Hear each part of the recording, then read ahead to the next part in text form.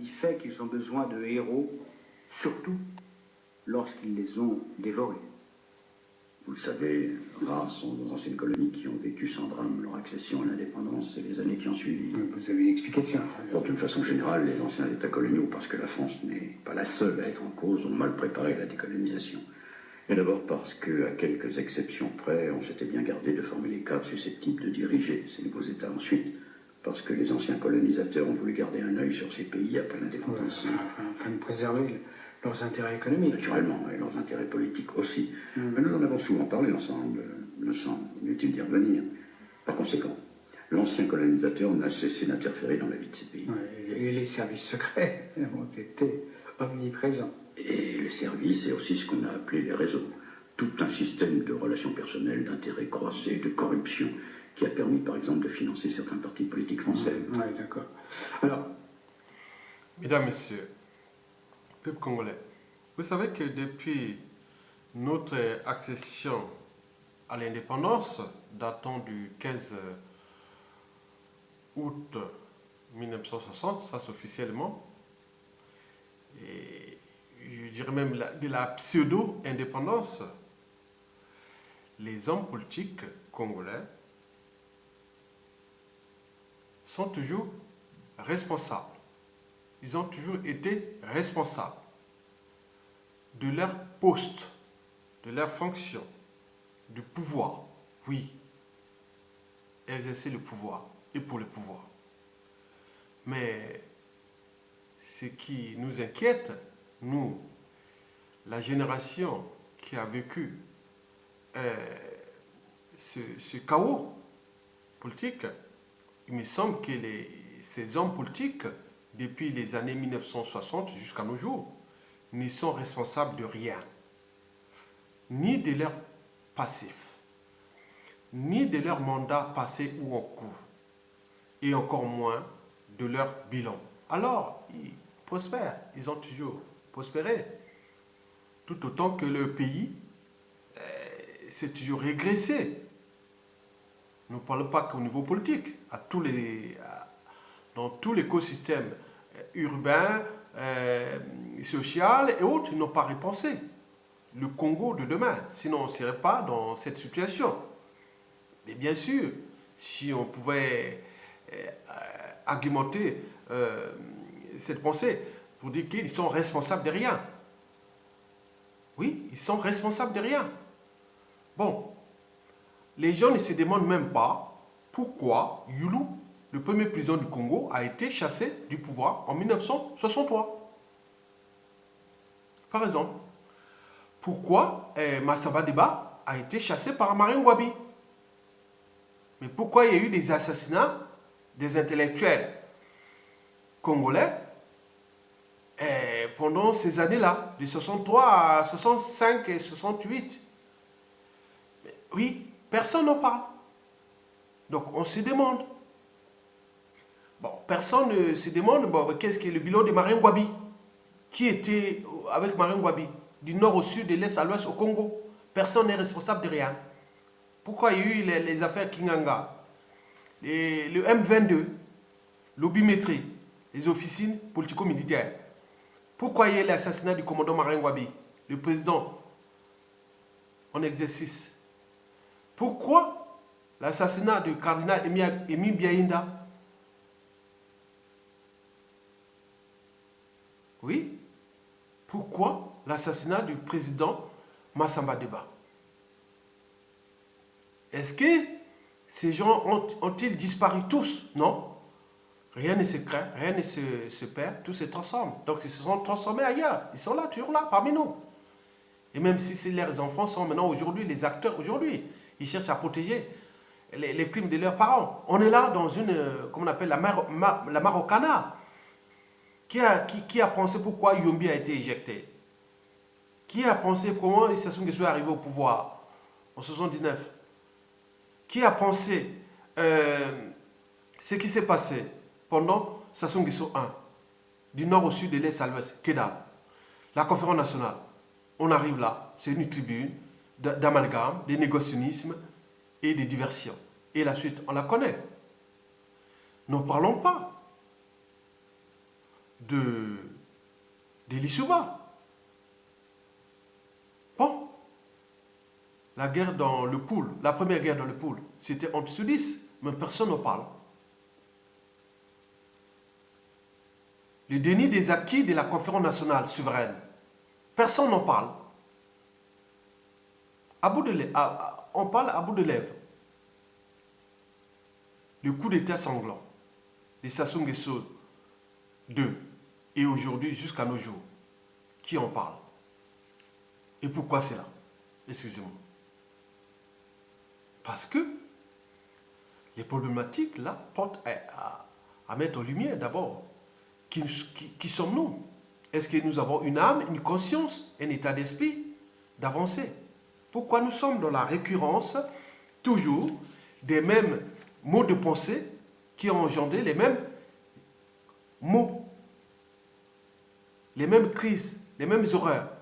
Et pourquoi nous ne sommes pas capables de repenser en permanence la complexité de nos écosystèmes, d'abord anthropologiques, mais aussi culturels, géopolitiques et autres, pour avancer?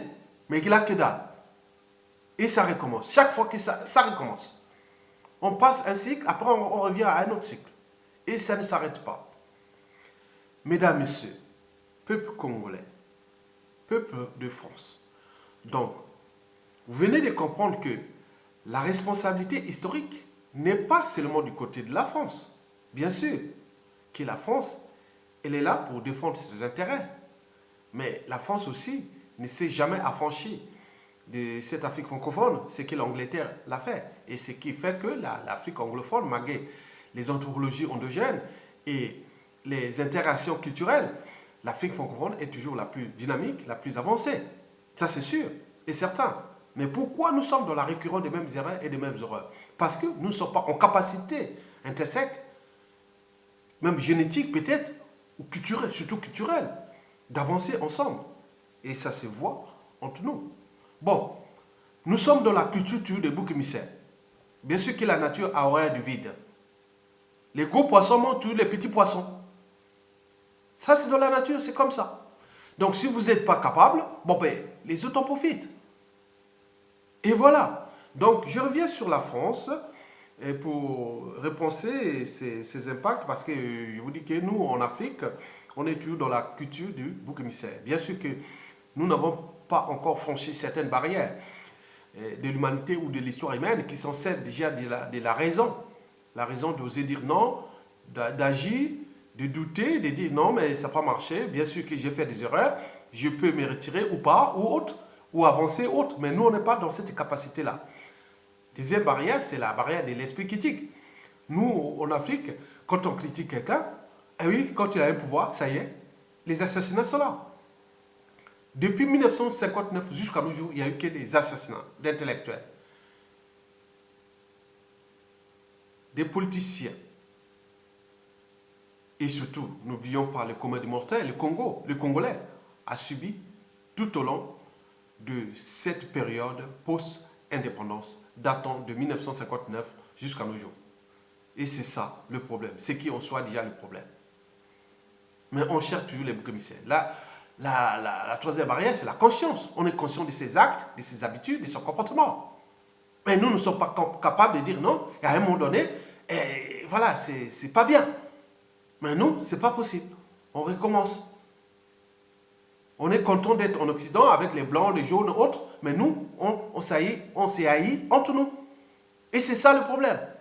Mesdames, Messieurs, peuple congolais, oui, la troisième barrière, c'est les valeurs morales.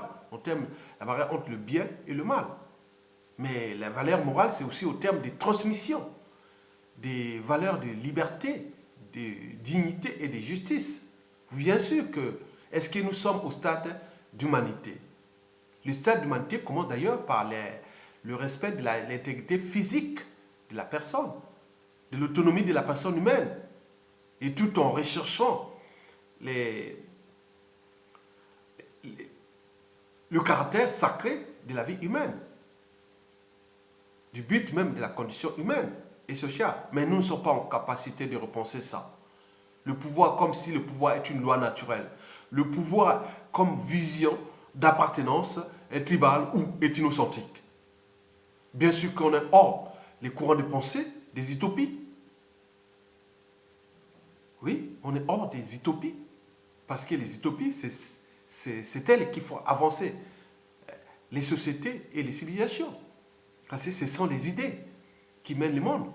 Donc, par conséquent, pour construire un monde meilleur, il faut tout simplement avoir des utopies, des idées, des courants de pensée, des convictions, le sens de l'intérêt général. Mais nous n'avions pas. Nous collectivisons toujours nos souffrances, privatisons toujours nos intérêts. Oui, bien sûr, qui ne sont pas des intérêts, ce n'est pas l'intérêt général, mais c'est surtout l'intérêt particulier. Et ça se voit. Donc, mesdames, messieurs, je pose la question de savoir comment allons-nous faire pour repenser le Congo de demain. Et donc, en intronisant cette vidéo, je réponds à toutes ces problématiques historiques qui vont se répéter d'ici peu de temps. Parce qu'il y a des officines qui pensent que, bon, Sassou et les noms sont des problèmes. Il y a une responsabilité collective, comme si l'intelligence ou les valeurs sont collectives. Non, c'est personnel, chacun avec son éducation. Donc les valeurs morales touchent la transmission de ces valeurs de liberté, de dignité, de justice, de devoir, de mémoire et du but même de la condition humaine et sociale et voire écologique et sociétale. Mesdames, Messieurs, oui, je voulais simplement alerter l'opinion nationale congolaise que notre peuple est en danger. Il y a des officines qui se situent et la chasse à l'homme n'est pas à écarter dans les blocs géopolitiques nord-sud et entre blocs. Parce que chacun oublie toujours, oui, quand nous sommes devenus comme des hérissons. Quand on a froid, on se regroupe, on s'agglutine entre nous. Mais comme on a des piquants, aussitôt, on se retire. Oui, c'est ça. Il n'y a pas que ça. C'est comme disait que j'ai répété plusieurs fois à vous, la pensée d'Anaxagore. Rien n'est né, rien ne périt. Des choses déjà existantes peuvent se combiner et se séparer de nouveau. Et c'est sans fin. Ça, si on rentrait dans le cadre purement de l'intérêt général, ce serait bien. Mais là, que dalle, rien du tout. Donc les gens se situent par rapport à leurs intérêts simplement particuliers et partisans. N'oublions pas que en politique, il n'y a jamais d'amis permanents, ni d'ennemis permanents, mais que des intérêts permanents. Mais il me semble qu'à notre échelle, les intérêts sont simplement des intérêts particuliers et partisans en tenant compte de l'utilisation du citoyen ou du peuple comme du bétail électoral ou d'accession aux privilèges, au pouvoir et autres. Et on ne pense plus à rien. Donc, je vous informe que la situation de la fin de Sassou Nguesso sera difficile parce que nous sommes dans la récurrence de ces mêmes erreurs et de ces mêmes horreurs. Et c'est sans fin. Et donc, ceux qui ont à un moment donné ont dirigé ce pays et qui ont commis des crimes, des erreurs, autres, ils ne sont pas capables de se retirer et laisser une nouvelle génération vierge parce qu'on ne fait pas du propre avec du sale. Et donc, on peut trouver le juste équilibre pour voir, avec des arbitrages, des positionnements, des synergies, de la justice, et tous ces mots-clés-là. La complémentarité et avancer avec des principes et valeurs qui sont celles d'abord de l'humanité. Mais nous, que dalle. Donc, je pense que le Congo qui va arriver est devant nous. Nous ne devons pas repasser toujours sur le passé. Parce que ceux du passé, pour moi, ils ont tous échoué. Nous avons connu, comme Youlou, ce fut une dictature. Massamba Deba, une dictature. Ils n'ont même pas pensé à la démocratie. Marine Ngouabi, pareil. Yombi, pareil. Sassou Nguesso, pareil. Nous n'avons connu qu'une période de démocratie qui fut celle de 91 à 92. Après, il est arrivé une démocrature. Condensation, pseudo-démocratie, plus dictature. Et après, on revient dans une nouvelle dictature, la plus liberticide, anti-démocratique, anti-sociale et surtout criminogène, incarnée par M. Denis Sassou Nguesso, avec ses apparatchiks nord, sud, est, ouest. Mais les gens cherchent à dire, ah oui, non, c'est la faute des nordistes. Moi, je suis du nord. Moi, je suis de la région de Sassou Nguesso. Je suis de la région de Sassou Nguesso. Mais pourquoi je combats ce monsieur? Mais pas en termes d'individus, mais en termes d'acteurs politiques. Et si chacun de vous, du nord au sud, de l'est à l'ouest, peut faire au sein de ces représentations politiques, parce qu'en Afrique, avant d'être intellectuel, homme politique et autres, on est avant tout d'appartenance tribale. Et ce qui pose d'abord les problèmes de l'unité nationale et surtout des convictions, des principes et du but de la condition humaine. Est-ce que vous, aujourd'hui, les gens peuvent s'affirmer librement, comme moi je le fais? Moi j'ai deux acteurs qui sont, l'un qui est de la région, Sassou Nguesso, et l'autre est de ma tribu, Firmin Ayessa. Moi je suis attaqué librement, je ne suis jamais allé avec eux. Mais les autres ils font les jeux comme ça, mais à force de jouer au jeu du chat et de la souris, cela entraîne surtout la méfiance et la défiance entre nous. Et c'est ça la division. Et cette division arrange bien sûr le régime qui continue à déclasser, déshumaniser et les uns des autres. On ne tue pas des bétails humains dans le pool. On tue nos semblables, nos humains. On tue l'individu, on tue le Congolais. Mais pourquoi s'acharner sur les problèmes de tribalité, on tue les Laris, il n'y a pas que des Laris dans le pool. Il y a d'autres tribus. Donc c'est un problème national. Mais pourquoi continuer à alimenter ces genres d'amalgames et autres? Non. Donc nous devons nous regrouper autour des esprits libres et avancer parce que ces jeux-là, ils n'ont pas de convictions, ils n'ont pas d'utopie, ils n'ont pas d'idées. Nous avons les idées. Il y en a plein à craquer. Le Congo, nous pourrons les reconstruire ensemble. Ça, je le sais. Et je suis même très conscient. En tenant compte d'abord de cette géopolitique qui est d'abord nationale, mais aussi sous-régionale et continentale. Et n'oublions pas la géostratégie avec la France qui nous a déclassés. Mais nous devons réformer les mentalités et les habitudes et comportements politiques et géopolitiques des Français qui sont aujourd'hui des acteurs. Parce que Sassou Nguesso a été remis au pouvoir par la coalition socialiste de Lionel Jospin et de Jacques Chirac. Nicolas Sarkozy l'a reconduit. François Hollande a fait pareil. Et aujourd'hui, Macron joue à la diversion. Et nous sommes là toujours en train de trouver les boucs émissaires, alors que nous ne sommes pas capables de nous entendre et trouver des mesures compensatoires par rapport à notre passif, des uns et des autres. Pas moi. Moi, je n'ai jamais été acteur politique au Congo, même si j'ai dirigé le mouvement de jeunesse à la faculté des sciences à Brazzaville, enseigné au lycée d'Apojour, l'actuel Samna. Moi, j'ai contribué au pays, mais il y en a plein qui sont là. Pourquoi ne pas laisser cette nouvelle génération vierge qui a les idées, les pensées, la pense aux idées, aux utopies, aux convictions et aux valeurs ajoutées d'un monde qui aujourd'hui devient de plus en plus interdépendant, mais aussi et que les gens pensent qu'il faut agir local pour agir d'abord penser local et puis agir global. Donc nous devons les repenser au Congo. Mais qui a ces utopies-là? Qui donne? Donc je vous informe que arrêtez de créer des officines à la con parce qu'elles ne vont pas améliorer la situation. Parce que le passif des Sassou sera dur. Parce que le risque d'explosion et d'implosion du pays est réel.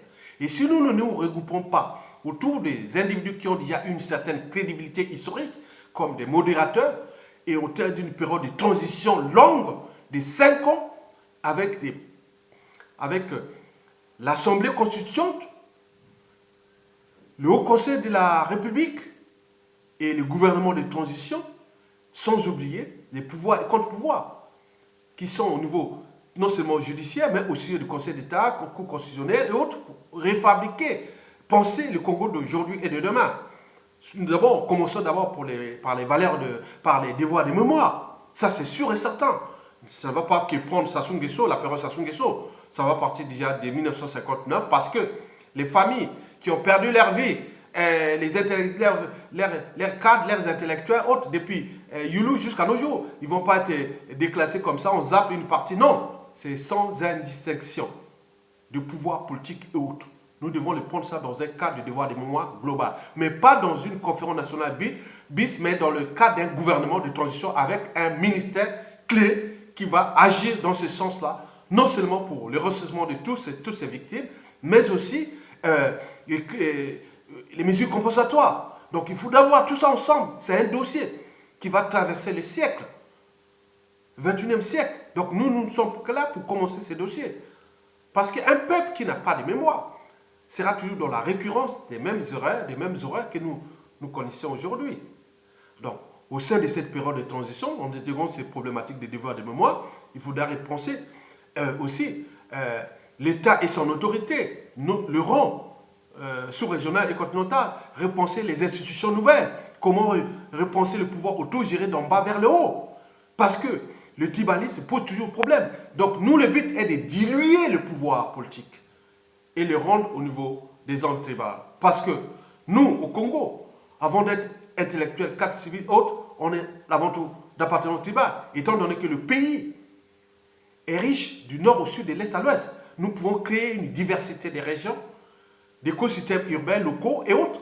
Oui, des complémentarités. Et voilà, la répartition des compétences et des ressources, tant naturelles que fiscales et autres, pour que l'État fédéral reste là comme une symbiose, comme un régulateur des équilibres entre les territoires. Tout est possible, on peut repenser ça. Mais avec quel individu? Au moment où nous parlions là, les gens cherchent à gérer l'air passif. Ceux qui ont échoué, ils sont parmi nous. C'est eux qui dirigent maintenant la résistance, les faux opposants autres. C'est eux. Ils ont l'air passif, ils ne cherchent pas. Donc nous devons nous regrouper contre ces gens-là. Parce qu'ils ne sont pas bons. Sinon ça va se répéter. Donc nous ne voulons plus vivre avec ces gens-là. L'autonomie mentale, c'est ça. Donc maintenant parlons de la France. Parce que les gros poissons mangent tous les petits poissons. Mais la France a ses intérêts à défendre. Nous devons défendre nos intérêts. Mais pas dans le sens de s'affronter continuellement. Mais bien sûr que la France a une lourde responsabilité dans ce pays, surtout dans la période de 97 à nos jours. Donc, c'est elle que nous devons voir ensemble, repenser les sujets qui fâchent, trouver le juste équilibre, genre d'arbitrage, d'équilibre, comme la vie à bicyclette, pour avancer ensemble et reconstruire un écosystème dynamique, d'abord de notre pays, sous-régional, et aussi avec la France-Afrique, nouvelle, réformée. Oui, la France-Afrique restera toujours, puisque nous parlons français, nous avons ceci. Étant avant qu'il y ait peut-être changement des équilibres entre les nouveaux blocs en fonction de l'évolution, parce que nous sommes dans la dialectique, nous ne sommes pas dans la métaphysique. Oui, nous ne sommes pas dans un processus immuable, qui est dans la régression. Nous sommes dans la transgression. Mesdames, Messieurs, peuple congolais, donc arrêtez de vous regrouper avec des officines ethno-rationalistes et autres. Non, ça ne sert à rien. Parce que sinon, nous allions pas à pas vers le risque d'implosion et d'explosion. Mais en réalité, on aurait déplacé simplement les problèmes et les solutions. Donc, regroupons-nous autour des gens, des dignes fils du Congo qui sont en prison, ceux qui ont commis des erreurs, que ce soit du régime de Sassou Nguesso ou de Lissouba. Nous devons les traiter dans un cadre purement politique, judiciaire et aussi moral. C'est tout. Et géostratégique, géopolitique ensemble. Donc il faut tout justement avoir ces esprits libres qui peuvent avancer le Congo d'aujourd'hui et de demain. Si vous l'avez compris, arrêtez de trouver les autres, toujours les boucs émissaires. Non. Quand on cherche des boucs émissaires, c'est qu'on est incapable. Donc ne cherchez pas des boucs émissaires. On doit agiter vos neurones. Agitez vos neurones. C'est tout. Si nous agitions nos neurones, nous pouvons avancer ce Congo de demain ensemble. Parce que le Congo a besoin de nous, le Congo a besoin de tout le monde. Et donc, nous sommes là dans cette dynamique qui doit être un commencement d'une nouvelle histoire du Congo. Parce que les gens et les uns et les autres restent toujours sur le passif. Mais nous, on est aussi dans le passif, l'histoire. Parce que celui qui oublie son passé, oui, n'a pas d'avenir. Donc, nous devons trouver ce juste équilibre-là. On a des outils, on a des pensées, on a des utopies, on a des convictions, on a des idées pour repenser le Congo de demain. Donc c'est à Sassou Nguesso de prendre ses responsabilités face à l'histoire, parce que c'est un nordiste de la région de la Cuvette qui parle, parce que le dégât occasionné de votre dictature auront des impacts très dangereux pour la région de la Cuvette et aussi dans tout le nord du Congo. Si nous ne prenons pas la responsabilité de mettre en valeur ces esprits libres qui sont du nord au sud, de l'est à l'ouest aujourd'hui. Nous devons se regrouper là. Donc tous ceux qui ont échoué, zappez-vous, allez ailleurs. Faites autre chose. Mais pourquoi vous êtes toujours en train de s'attacher comme des guibolles sur le Congo alors que vous avez détruit? Vous êtes responsable de rien, ni de votre mandat. Il suffit d'avoir un poste de ministre, autre, on devient célèbre. Non, j'ai dit même à un ami que non, il ne suffit pas d'être connu au Congo pour aller diriger ce pays. Non, il y a des gens intelligents qui sont ailleurs, qui ne sont pas connus, ils vont sortir comme ça. Et donc, il ne suffit pas d'être connu au Congo pour être celui qui va diriger le Congo. Non. Il y a une crédibilité d'abord historique et aussi réelle au niveau des convictions. Oui, on est d'accord. Bon, mesdames, messieurs, peuple congolais, bon, je vous laisse comme je vous ai trouvé, si vous l'avez compris ça. Donc, nous sommes ensemble et nous devons zapper tous ceux qui sont en train de déclasser ce pays parce que eux, c'est les ennemis du Congo. Ils appartiennent à des officines, à des forces centrifuges, des forces obscures, sataniques, diaboliques, autres. Ils ont leur pacte, ils ont leur passif, bien sûr, ils ont commis des erreurs, ils ont tué des gens, ils ont fait ça. Ils cherchent toujours à se recycler. Mais nous ne sommes pas là, nous ne sommes plus dans leur monde. Mais ils ont notre monde à eux. Donc nous devons nous regrouper autour des esprits libres et dignes. Et nous pourrons alors repenser le Congo de demain. Avec des gens qui ont déjà, parce que ceux qui seront autour de l'Assemblée constituante, je dis que par exemple 10 membres par région, égalitaire. Et gouvernement pareil, on prend deux membres du gouvernement par région. Et le Haut Conseil de la République, pareil. Donc tout doit être équilibré pour repenser tous ces enjeux de nos armées, de la force publique, au niveau des quotas, des équilibres. Tout est possible autour d'un règlement intérieur, plus la constitution de 1992. Ensemble, on repense les quatre là pour repenser tous ensemble. Et nous pouvons alors repenser le Congo de demain. Et à ce moment, il faut dire, bravo, on est Congolais, on est unis. Et parce que l'Afrique a besoin de nous, nous avons besoin de l'Afrique. Le Congo a besoin de l'Afrique et inversement. Le monde a besoin du Congo et inversement. Donc nous ne devons pas aller dans les amalgames, dans les négationnismes, parce que nous sommes là, ensemble, pour repenser le Congo de demain.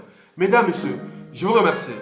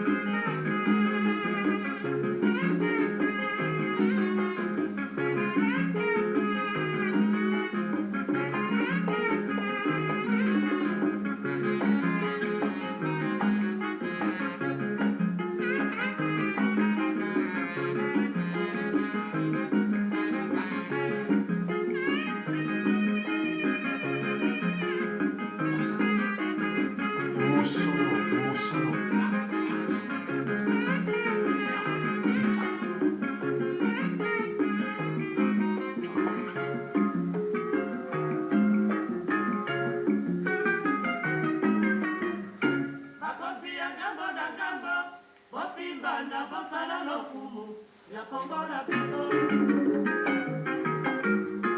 passe là, ça se passe là.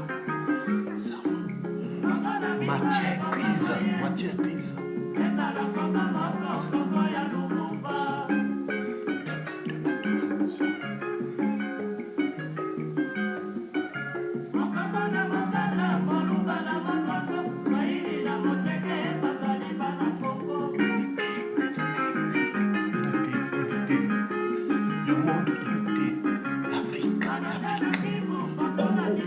Le bassin du Congo, Bantou.